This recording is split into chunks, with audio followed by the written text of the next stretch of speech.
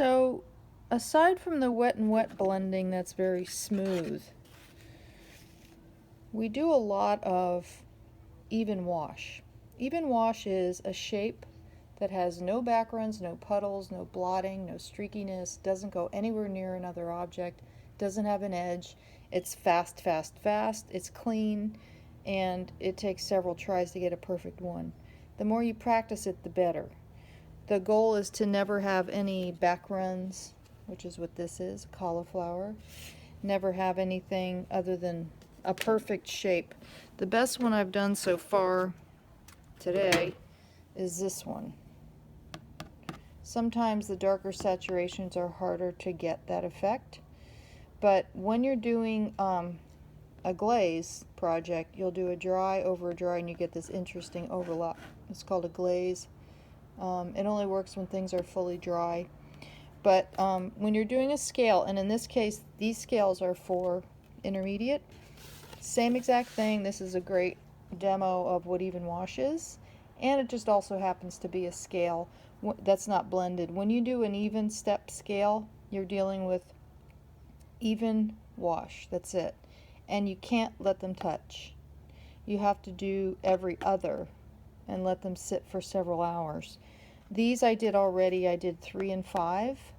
Your black will never get really black, black, black. That's really unusual to use pigment that's strong in watercolor. You might get close to it towards the end of a painting with a little hint of a little flat brush or a little round brush. But if you're using ink maybe, but not watercolor, you don't want to just dip your brush in that kind of paint. So black really is a dark gray in watercolor. And there's no such thing as tints and shades and tones like there are in acrylic because there's no white paint. So you have your values, and then your tints is adding white, which is paper. And then shades is adding black. You can do that. But tones is adding gray. So basically tones and shades are the same thing. Mostly because we never go to pure black and we don't use white. Okay, so I did on this one number 5 and number 3. The first one's blank paper. So this is just for those of you doing even wash, that's what this is. And then on this one, it's just a better version. I dripped on it later, but I'm just going to redo the even wash technique as an example, even though I've made many videos about it. This way you can see how to do even wash again without touching anything wet. And then studio and intermediate, you can see what your value scales are going to be like because these are 2 by 10. So one of yours will be for intermediate a 2 by 10 blended, and that's for value and mono. And with mono you'll have 2 of each, but for value this is it. Okay, let me just show you again how to do even wash. Most important thing is have a swatch tester. This is going to be my darkest dark. I'm going to test, and I want to test above it and see if it's dark enough.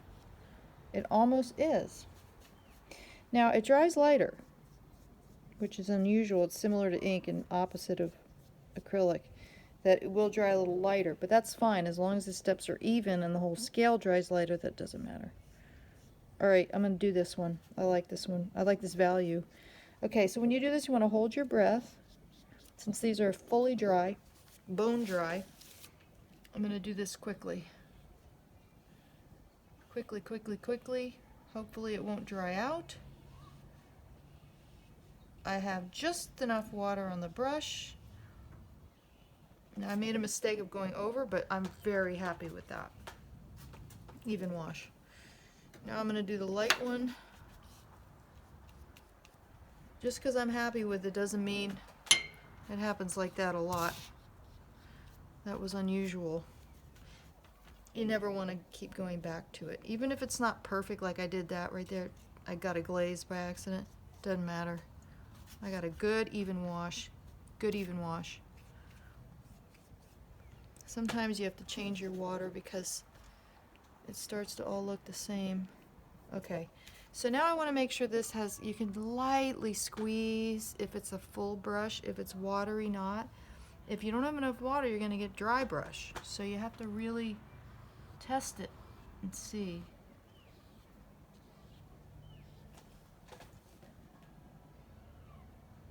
It's too close to this.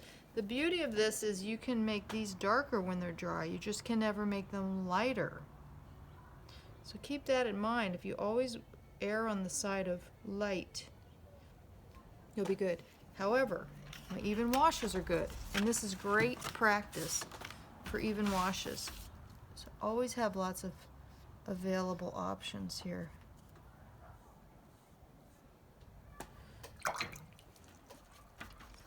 These are bone dry, so I can do even wash. Even wash is always a flat brush. And always fast. Timing is everything in watercolor. Because if something dries when you're not looking, it doesn't look good. Okay, that's a little better. It's still a little bit. See, I could go back and darken this too, again. And I could darken that too. But I can never go lighter. That's pretty good.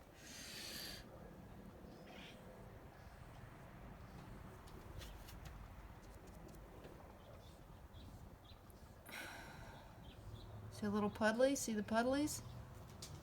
So I gotta make sure I swing around my puddle by squeezing it out. This one didn't work out as much. And this is usually how it goes. See how I'm kind of getting it? That's all I can do. It's not perfect. Even wash is all about stopping. Just stop. But overall, not too shabby.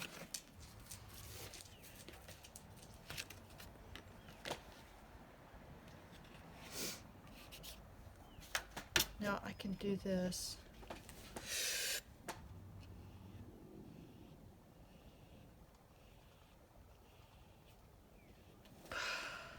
Not bad at all. Pretty stoked about that one. Now I'm going to try this one again because it's dried too. Well, I can't because now it touches, but anyway, you want to see, like, just have a bunch of on the side and practice and see what it's like to pull it off the edge. Even wash, what it's like to squeeze your brush, what happens when it gets too dry.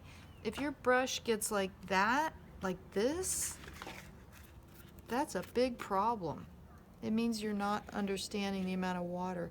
If it's all puddly and it gets all like that, that's a problem too. If you find yourself blotting with a paper towel, that's a problem. So these two things are tricky. And take your time and do tons of practices. Practice a lot. Bye.